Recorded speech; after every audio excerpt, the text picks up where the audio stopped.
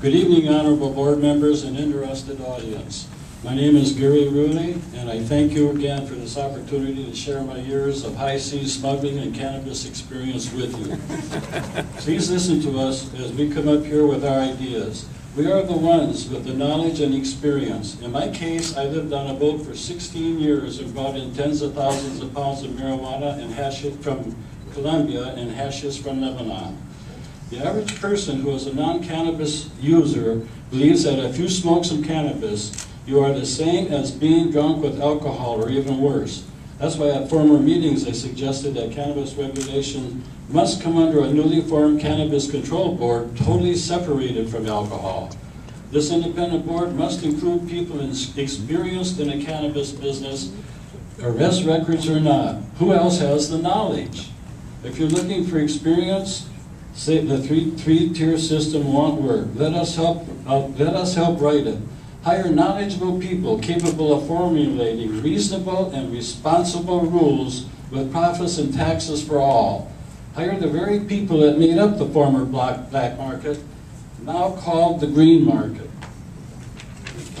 Hire us to help you.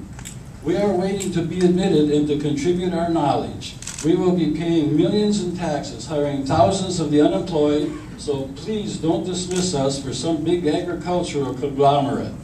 Try to understand that we are the very ones, the patriotic American citizens that have fought for decades to end the deadly, draconian, unlawful, and unreasonable laws concerning marijuana.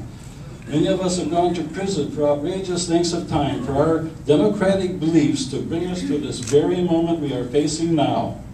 The small growers must be able to participate in the very business they created.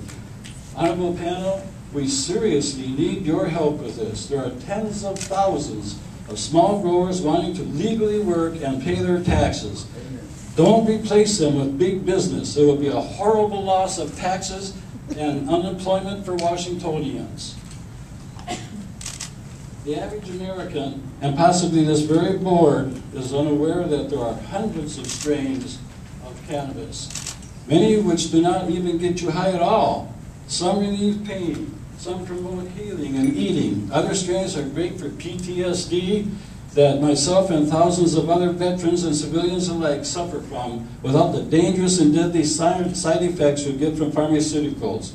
Moratoriums have for years prevented university studies on cannabis. Just recently, Arizona has begun to allow cannabis studies in their state universities. We here in Washington need the same to happen here. If we are to lead this industry, our universities should be allowed and encouraged to take the lead in discovering new medical benefits of cannabis.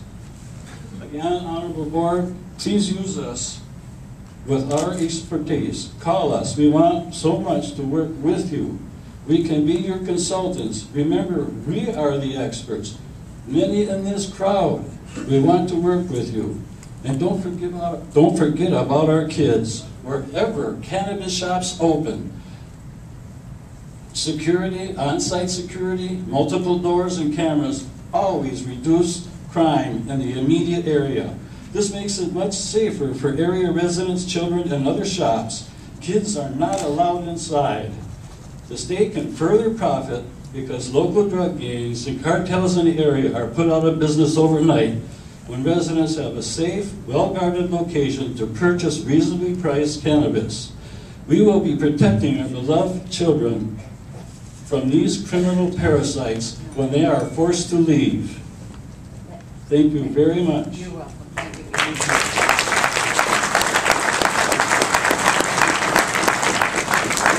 And one last thing about our children, education is the clue. Gary, you've been on for about 4 minutes. Thank you for the extra time. You're welcome. Yes, my name is Mary Claire Kirsten. I am a Kitsap County resident. I have been an activist involved with Sensible Washington and Normal Women's Alliance. I have one thing to say, but I wrote out 6 things that I wanted to do, so I'll give that sheet to you in a minute. I understand that many people before me at other meetings have said what I'm about to say, but I will repeat it one more time. I feel strongly that when it comes to this small growers and the producers' licenses that are given out, that there should be an unlimited number of licenses available to people and that the price should be reasonable. And here's the reason why. Our small growers are a significant part of our local economy. They are in all walks of life. Some of them are recluses up at the tops of mountain tops, and others are simply stay-at-home moms and dads. And this is what they do, and they've been doing it illegally. So if we do not allow them to get licenses, they will just continue growing because that's what they do, and the law hasn't stopped them before.